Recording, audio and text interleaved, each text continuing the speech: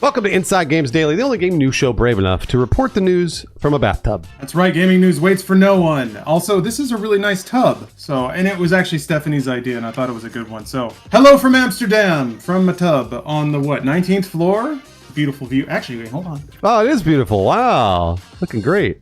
It's the glamorous world of games media, folks. Well, let's move on to the news from the bathtub. Chris Dring, writing for the game business, shared sales data from GSD, the official European charts company that tracks console and PC game sales. Yeah, there's some fun trends in there, but the top line is that Assassin's Creed Shadows is the region's top-selling new game.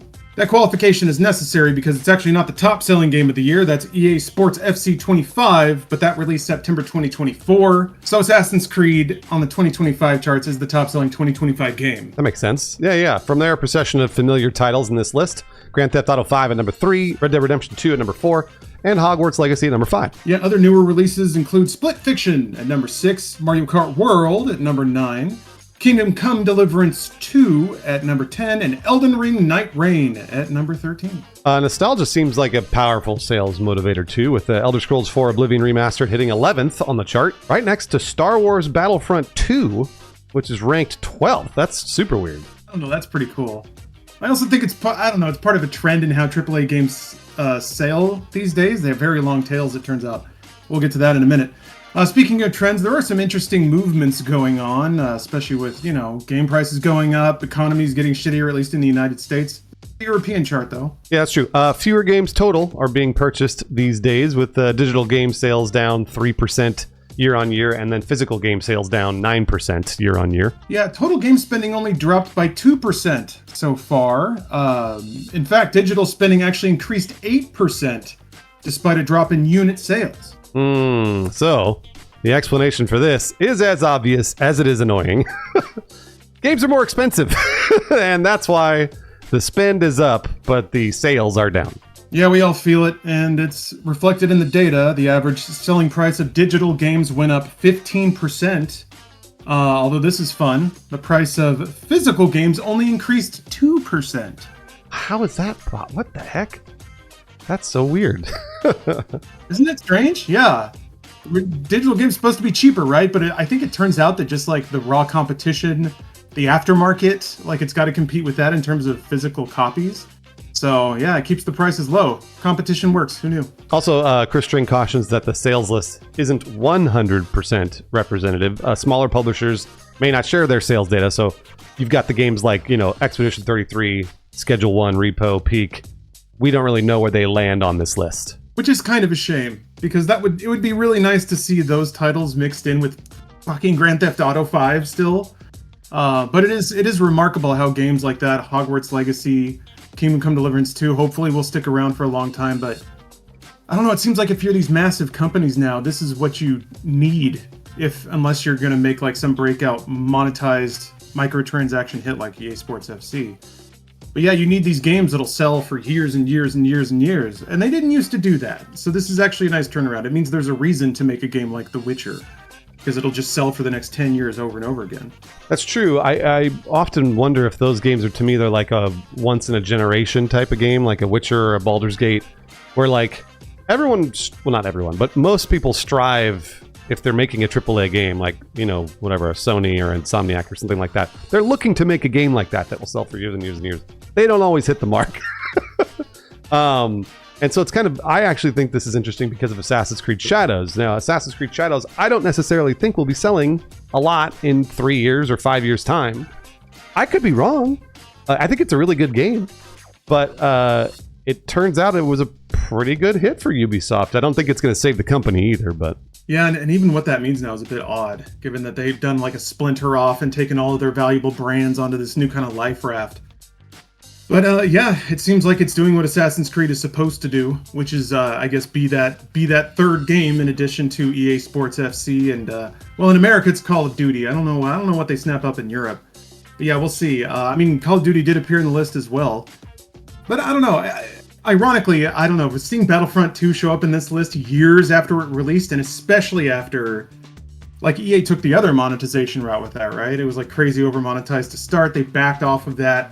And it's funny that it can just sit on the back burner for years and years and years until people come around again and they're like, oh, this game was actually really good. Now it's really cheap. Everybody's playing it again. So let's jump back on it. I saw Battlefield actually appeared in that list. Like Battlefield 1, I think, was up again. So a lot of, if you're patient gamers are winning in the end, huh? You can get a really good game for a great price and without any of the extra bullshit. You just have to wait for like 5 years for its window of relevance to pass. Yeah, and this is a good time to bring up the fact that the sales versus spend. We talked about it in the episode a little bit earlier, but with Star Wars Battlefront 2 going on sale for whatever it was, $4 or $5 or whatever, then it sells 100,000 copies. It'll move 100,000 copies and put itself on the list because it's so discounted.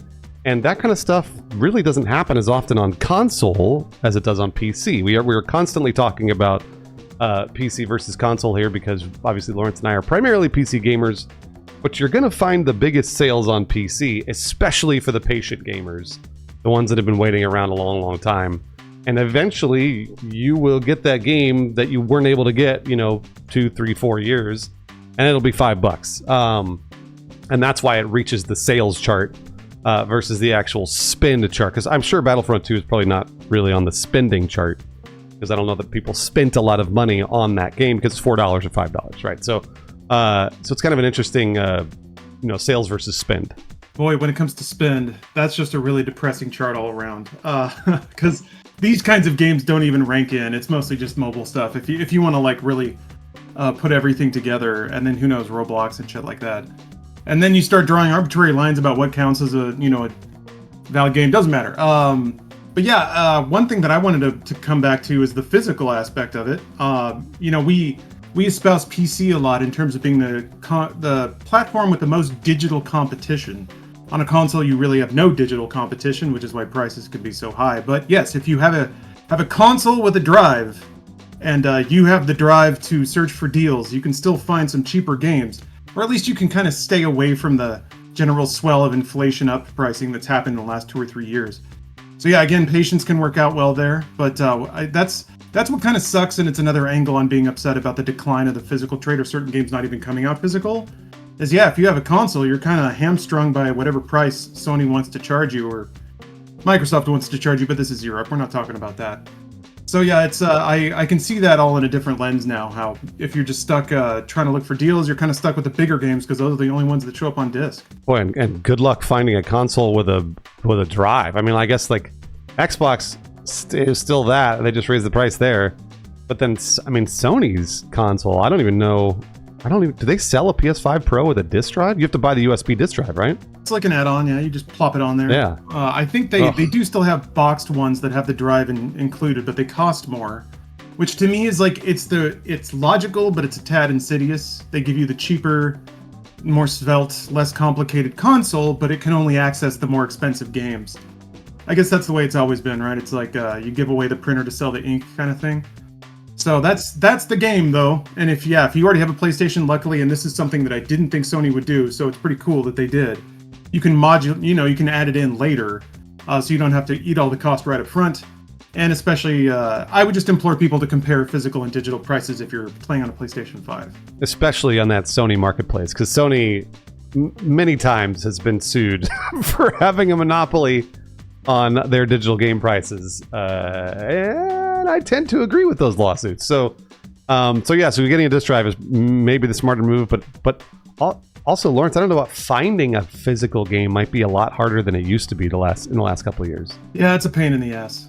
That's what I've heard from nearly everybody. Especially if you like if you like collecting, you just have to be patient. And luckily, there are some places like Limited Run Games that will do physical pressings, but it's going the way of vinyl. When I mean that in both ways, it's kind of disappearing, but also getting a little boutique. So that can complicate the pricing matters and stuff. And speaking of Europe, tomorrow is Gamescom opening night live with our dear personal mentor and friend Jeff Keighley. Bruce and I usually like to celebrate with their good close personal friend Jeff by having a few drinks. We'll come up with some rules and have some shots and enjoy all the new announcements. So please join us for that. We're going to be doing it live. I'm sure we'll post the VOD or a cut down of it after the fact, but that'll be tomorrow. You can find us live anywhere. Bruce is definitely going to be live on Twitch. I'm not sure what else we have going on, but it'll be easy to figure out. It's 11 a.m. Pacific time, so it's gonna be early in the morning for me. For Lawrence, it should be like 8 p.m. Should be a real nice night. Yeah, I'll have some drinks. I'll put on my little nightcap, tuck myself into my non-air conditioned room. Oh, It'll be very delightful. oh, jeez, oh my god. And as we wrap things up here, we'd like to thank a few patrons that support the arts and toss a couple bucks our way despite the ever-increasing cost of games. Pitstrip and Dylan Hiley, thank you very much. You're keeping me warmly ensconced in a nice 19th floor bathtub, and I'm very appreciative.